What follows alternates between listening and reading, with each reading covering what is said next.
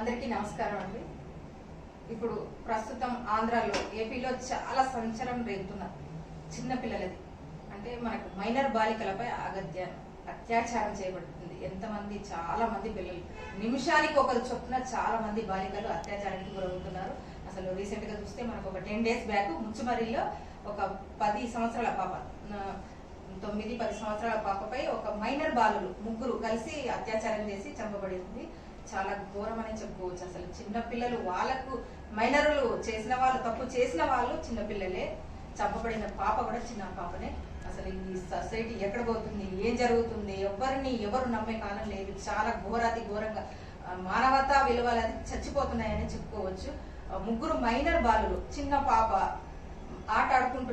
పార్కులో ఆడుకుంటున్న పాపకు చాక్లెట్ ఇస్తాను రా అని తీసుకుని వెళ్లి పాపను అత్యాచారం చేసి సామూహికంగా అత్యాచారం చేసి చంపిన తర్వాత ఆ ముగ్గురు పిల్లలకి ఏం చేయాలో తోయక వాళ్ళ ఇంట్లో ఉన్న పేరెంట్స్ తీసుకొచ్చారు, వాళ్ళ ఫాదర్ తీసుకొచ్చారు.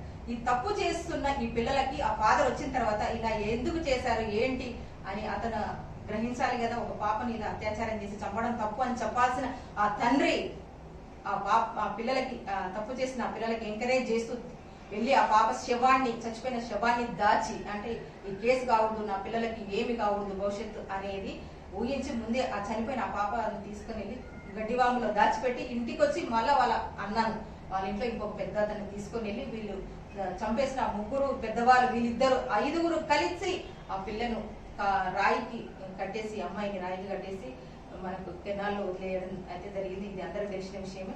ఇప్పుడు ఒక పేరెంట్ ఎలా పెంచుతున్నారు పిల్లల్ని, తప్పు చేస్తున్న పిల్లలకి ఎంకరేజ్ చేస్తున్నట్టుగా అనిపించట్లేదు. అంటే ఆ ముగ్గురు పిల్లలు ఇలా తప్పు చేయడానికి కారణం ఫాదరే. ఇంట్లో ఇప్పుడు సోషల్ మీడియాలో ఫోన్ ఎట్లా ఉంది, కూర్చున్న తోట మనం తినేటప్పుడైనా పడుకునేటప్పుడైనా ఎనీ టైం మన చేతిలో ఫోనే ఉంటుంది. కానీ ఆ ఫోన్ లో మనం మంచి చూస్తున్నామా చెడు చూస్తున్నామా అనేది గ్రహించలేకపోతున్నారు పేరెంట్స్. పిల్లలు ఏం చూస్తున్నారో తెలియదు. పెద్దవాళ్ళు మనం ఏది చూస్తే మనల్ని చూసి పిల్లలు అదే నేర్చుకుంటారు. ఇప్పుడు ఇక్కడ జరిగిన కేసు విషయంలో సేమ్ అలాగే జరిగింది. తండ్రి బూత్ బొమ్మలు బూత్ వీడియోలు చూసేవాడంట. ఆ తండ్రి చూసిన వీడియోలను చూసిన పిల్లలు ఎలా ప్రేరేపిస్తారు? తప్పుడు వీడియోలు చూస్తున్న పిల్లవాడు కూడా తప్పుడు పనులు చేయడానికి అవకాశం ఉంటుంది కదా, అలాగే చేశారు. ఈ సొసైటీలో తల్లిదండ్రులు పిల్లలకి ఏం నేర్పిస్తున్నారు, వాళ్ళ భవిష్యత్తు కోసం వీళ్ళు ఏం బాట వేస్తున్నారు చూడండి. ఆ పాపను అలా బలికొన్నారు. ఇప్పటికీ ఆ పాప శవం తాలూకా అసలు ఇప్పటివరకు ఆనవాళ్ళు అనేది లేదు. ఆ చనిపోయిన వాళ్ళ పాప కుటుంబ సభ్యులు తల్లిదండ్రులు ఎంత వేదన చెందుతున్నారు, ఎంత బాధపడుతున్నారు. ప్రతి ఒక్కరు చాలా కన్నీటి ద్వారాలు అయితే ప్రవహిస్తున్నాయి. ఎక్కడ చూసినా చిన్నపిల్లలు, గంటకొకరు నిమిషానికొకరు, ఎక్కడ చూసినా. ముచ్చుమరిలో ఈ విషయం జరగక ముందే ఇంకొక చోట, మన గుంటూరు జిల్లాలోనే ఇంకొక చోట ఒక అమ్మాయి కూడా దాదాపు ఒక 10వ తరగతి 7-8 క్లాస్ చదువుతున్న పాపను ఒక సిలిండర్ బాయ్ చంపేశాడు. సిలిండర్ రోజు ఇంటికి వచ్చి గ్యాస్ డెలివరీ చేసే బాయ్ ఉంటాడు కదా, ఆ బాయ్ అనేది చంపేశాడు. ఆ అమ్మాయి స్కూల్కి వెళ్ళిన అమ్మాయి ఇంటికి రాకపోగా, ఇంటికి వచ్చిన అదే స్కూల్లో చదువుతున్న వాళ్ళ అన్న ఇంటికి వచ్చిన తర్వాత చెల్లెలు ఇంకా ఇంటికి రాలేదు. ఎందుకని ఊరంతా వెతికాడు. ఊరంతా వెతికితే ఒక చోట చెప్పులు వదిలిపెడితే ఈ ఇంట్లోనే మా చెల్లి ఉంటుందని చూశాడు. విండో నుంచి చూస్తే ఆ పాప అక్కడ పడుకొని ఉన్నది. ఏం జరిగింది నా చెల్లికని ఆ విండో అనేది పగలగొట్టి లోపలికి వెళ్ళి చూస్తే అమ్మాయి చనిపోయింది. ఆ సిలిండర్ బాయ్ ఆ ఇంట్లో ఎందుకుంది, అతను పరారీలో ఉన్నాడు. బేటంగా తాళం వేశాడు. చంపేశాడేమో, తాళం వేసేసాడు, వెళ్ళిపోయాడు. అతను ఇప్పటికి కూడా పరారీలో ఉన్నాడు. అంటే అతను కూడా అఘాయిత్యం చేసి ఉండొచ్చు ఆ పాపను. అయితే ఆ అఘాయిత్యం చేసిన ఆ సిలిండర్ బాయ్కి ఆ చనిపోయిన పాప శైలజ, అమ్మాయి పేరు శైలజ, ఆ అమ్మాయి తల్లికి పరిచయం ఉంది, మామూలుగా పరిచయం ఉంది. వాళ్ళ ఇద్దరి మధ్యలో ఏదో గొడవ జరిగిందంట. అంటే తల్లితో మాట్లాడిన వ్యక్తి వాళ్ళిద్దరి మధ్యలో గొడవ ఏదో జరిగి ఉంటే తల్లి మీద కక్ష కట్టి ఆమె కూతుర్ని ఇలా చేశాడనేది అనుమానం అయితే రేకెత్తిస్తుంది. ఇంకొక చోట చూస్తే ఒక 6 నెలల పసికందు, 6 నెలల పసికందు అంటే ఎలా తల్లి ఒడిలో పాలు తాగాల్సిన పసి పాపను వాళ్ళ ఇంటి సభ్యుడి తాత అతి దారుణంగా కిరాతకంగా అఘాయిత్యానికి పాల్పడ్డాడు. ఎక్కడ చూసినా ఇవే విషయాలు. 50 ఏళ్ళు 60 ఏళ్ళ ఆడదాని నుంచి 6 నెలల పసికందు వరకు కూడా మగవాడి కామంకి బలి అయిపోవాల్సింది, ప్రాణాలు పోగొట్టుకోవాల్సిన పరిస్థితి వస్తుంది. ఇక్కడ హైదరాబాద్ లో కూడా ఎల్బీ నగర్ లో గత 15 రోజుల క్రితం చూస్తే ఒక పాపను పక్కింటి అతనే అంతే మరి ఘోరంగా ఒకే వాష్రూమ్ అందరికి కలిపి ఒకటే వాష్రూమ్ ఉండడం వల్ల, కంబైన్డ్ వాష్రూమ్ ఉండడం వల్ల పాప వాష్రూమ్కి వెళ్తే అతను కూడా వచ్చి ఆ పాపను అలాగా అయితే చేశాడు. ఇప్పటి వరకు అతని మీద చర్య ఏం తీసుకున్నారు, జైలు పంపించారు. అంతే, చేయగలిగింది ఏముంటుంది గవర్నమెంట్, ఏదైనా చట్టం ఏం చేస్తుంది, పోలీసులు కేసు పాపకు చనిపోయిన పాపకి చనిపోతేనేమో డబ్బులు 5 లక్షలు 10 లక్షలు ఇస్తుంది చట్టం, గవర్నమెంట్ ఇస్తుంది. అంతటితో ఆగిపోతుందా? ఈ నేరాలు ఘోరాలు ఆగిపోతాయి? ఈ అమ్మాయిల పైన ఈ ఆడవాళ్ళ పైన జరిగే అగత్యాలు ఆగిపోతాయా? దానికి కఠినమైన శిక్షలు రావాలి. ఆడవాళ్ళను ముట్టుకుంటే వాళ్ళకి మన జీవితాలు బలైపోతాయి అనుకునే స్ట్రాంగ్ సెక్షన్స్ అనేది రావాలి. చట్టం చాలా చాలా గట్టిగా ఉండాలి.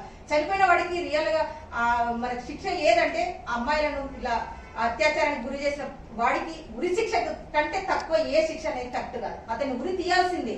ఉరి తీస్తేనే, అతన్ని చంపబడితేనే, అతని కఠినంగా శిక్ష వేస్తేనే ఇంకొకడికి బుద్ధి అనేది వచ్చేస్తుంది. ఓహో ఇలా చేస్తే ఇలాంటి శిక్ష పడుతుందా, నా లైఫ్ అనేది నేను ఇలా కోల్పోతానా అనేది ఒక భయం అనేది ప్రతి ఒక్కరిలో వస్తుంది. అలా అయినా కొంచెం ఆడవాళ్ళకి రక్షణ అయితే కల్పించబడుతుందేమో అని నేనైతే అనుకుంటున్నాను. ఈ సంఘటనలన్నీ జరుగుతున్నవన్నీ ఒక అన్ఎడ్యుకేటెడ్ పీపుల్స్, అంటే చదువు సంధ్య లేకుండా ఏమి సంస్కారం లేకుండా పని, లేబర్ పని, కూలి పని చేసుకున్న వాళ్ళ ఇళ్లలోనే ఎక్కువ జరుగుతుంది. పాపం ఏమి చదువుకొని ఉన్నారు, తప్పుడు పనులు చేసే వాళ్ళు కూడా అలాగే ఉన్నారు. బలైపోతున్న ఆడవాళ్ళు కూడా చాలా వరకు చాలా పూర్ పీపుల్స్, చాలా ఆర్థికంగా ఏమి వెనుకబడిన వాళ్ళు చాలా మంది పిల్లలకి ఇలా జరుగుతుంది. అంటే దాని ఉద్దేశం ఏంటి అంటే వాళ్ళు చదువుకోకపోవడం వల్లనే ఇలా తప్పుడు పనులు చేస్తున్నారంటే వాళ్ళకి చదువుకోకపోవడం వల్లనే, సంస్కారం అనేది తెలియకపోవడం వల్ల, ఇంట్లో వాళ్ళని ఎలా చూడాలి, బయట వాళ్ళని ఎలా చూడాలి, సంస్కారవంతంగా ఎలా మెలగాల వాళ్ళకి సంస్కారం అనేది లేదు చదువు లేకపోవడం వల్ల. ఇంకొకటి వాళ్ళు మద్యానికి లోని అవుతున్నారు. మద్యము చాలా చాలా బ్యాడ్ వ్యసనాలు, అసలు ఎలా అంటే గంజాయి, తాగుడుకు బానిస అవుతున్నారు. మైనర్లు అనకుండా, పెద్దవాళ్ళు అనకుండా తాగుడుకు వ్యసనానికి బానిసలైన వాళ్ళు ఏం చేస్తారు? ఇలాంటి అగత్యానికి పాల్పడతారు. ఇంట్లో వాళ్ళకు వ్యత్యాసం తెలియదు, బయటి వాళ్ళకు వ్యత్యాసం తెలియదు. కనబడ్డది ఆడ మనిషి అయితే చాలు, ఏజుడు మనిషి, చిన్న పిల్ల, పెద్ద పిల్ల, ఒక పసిగుడ్డ అనేది కూడా చూడకుండా అగత్యాన్ని కొలబడుతున్నారు. వాడి కోరికల కోసం ఆడవాళ్ళను బలి తీసుకుంటున్నారు. ఈ చట్టం ఇకనైనా తెలిసి ఆడవాళ్ళ పట్ల కఠినంగా సెక్షన్లు ఎలా అంటే అసలు ఉరి శిక్ష కంటే ఇంకా తక్కువ ఏది వేయని సెక్షన్లు అనేది రావాలి. బలమైన చట్టం అనేది వచ్చినప్పుడే ఆడదానికి రక్షణ వస్తుంది. మిగతా విషయాలలో ఈ తాగుడుకు బానిసలయ్యి వాళ్ళు ఇలా ఖరాబ్ అయిపోతున్నారు, చెడ ద్వారాలో వెళ్ళిపోతున్నారు.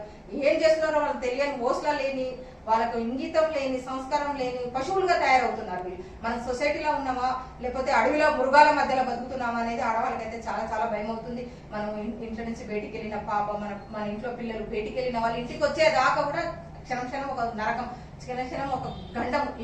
ఎక్కడన్నా నా పాప కరెక్ట్ గా జాగ్రత్తగా వస్తుందా లేదని ప్రతి ఒక్క తల్లిదండ్రులు భయపడాల్సిన సిచ్యువేషన్ వచ్చింది. ఇప్పుడు మనం అడవికి వెళ్తే అడవిలో జీవులు ఎక్కడ ఏ క్రూర మృగాలకు మనం బలైపోతామని ఒక భయం ఉండేది. ఇప్పుడు మనం అడవిలో సేఫ్ గా ఉండొచ్చేమో, కాకపోతే మానవుల మధ్యనే సేఫ్ గా ఉండలేని పరిస్థితి అయితే వచ్చింది. ఈ చట్టం అనేది ఈ తాగుడకు బానిసలు కాకుండా వీళ్ళకు అక్షరాస్యత, వీళ్ళకు ఖచ్చితంగా చదువు సంధ్యలు వచ్చే విధంగా వీళ్ళకు చర్యలు తీసుకుని ఉంటే తప్ప ఈ సొసైటీని అయితే బాగు చేయలేరు, వీళ్ళను మార్చలేరు. చదువు తప్ప వీళ్ళకి ఇంకొకటి ఆప్షన్ అనేది లేదని చెప్పుకోవచ్చు. ఇప్పుడు రాజకీయ పరంగా రాజకీయాలు వీటికి అతీతంగా మానవులందరూ మన సభ్య సమాజంలో ఉన్న ప్రతి ఒక్కరికి ఇప్పుడు రాజకీయంగా దీని పులుమురుద్దాల్సిన అవసరం లేదు.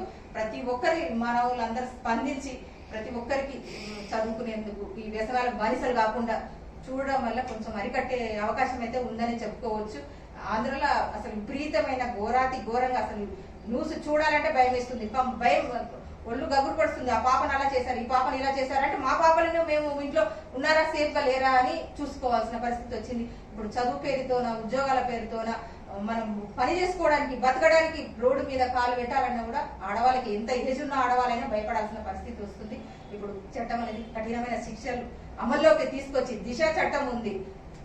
అసలు ఎంత పెద్ద చట్టాలు వచ్చినా కూడా ఏమి చేయట్లేదు, ఈ క్రూర మృగాలని ఏమి చేయట్లేదు. వీళ్ళను వేటాడడానికి ఒకే ఒక్క సొల్యూషన్, ఒక్క ఉరిశిక్ష తప్ప వీళ్ళని అరికట్టేందుకు వేరే ఆప్షన్ అనేది లేదని చెప్పుకోవచ్చు. తప్పు చేసిన వాడికి, ఒక ఆడదాన్ని బలి తీసుకున్న వాడికి ఉరిశిక్షనే అది కరెక్ట్ ఆప్షన్. అంతకు మించి ఇంకో సొల్యూషన్ అనేది లేదు. ఇప్పుడు తాగకుండా చేయకుండా వీళ్ళు మద్యానికి బానిసలు కాకుండా ఒక మద్యం అనేది లేకుండా అరికట్టడం వల్ల కొంచెం మనకు ఈ ప్రాబ్లమ్స్ నుంచి, ఈ అత్యాచారాల నుంచి బయటపడవచ్చు. ఈ చదువుకునే మైనర్లకు పని అనేది లేకుండా, చిన్నపిల్లలకు ఇంట్లో పని చెప్పారు, బయట ఏదో చిన్న పనులు అక్కడ గల్లీలో ఇక్కడ గల్లీలో ఏదో చిన్న చిన్న కొట్లలో పనులు చేస్తారు, రాత్రికి మంది చేసుకుంటారు, కనబడ్డల కల్లా అత్యాచారాలు చేసుకుంటూ పోతున్నారు. అందుకే మైనర్లకు పని అనేది లేకుండా పిల్లలు, ప్రతి ఒక్క పిల్లల్ని, చిన్న పిల్లల్ని మేజర్ అయ్యేంత వరకు పని చేయకుండా చదువుకోవాలి, సంస్కారంగా పెరగాలి. ఈ క్రూర మృగాల్లాగా మారకుండా మానవత్వంతో బతకాలంటే ప్రతి ఒక్కరు విద్య అనేది కంపల్సరీ కావాలి. గవర్నమెంట్ ప్రభుత్వం అనేది ప్రతి ఒక్కరు చదువుకోవాలనేది రూల్ పెట్టాలి. సెక్షన్లు రావాలి. చాలా చాలా అసలు మామూలుగా అయితే చెప్పడానికి అయితే చాలా భయంకరమైన సిచ్యువేషన్లను ఆడదాన్ని కాపాడాలి ఈ చట్టము.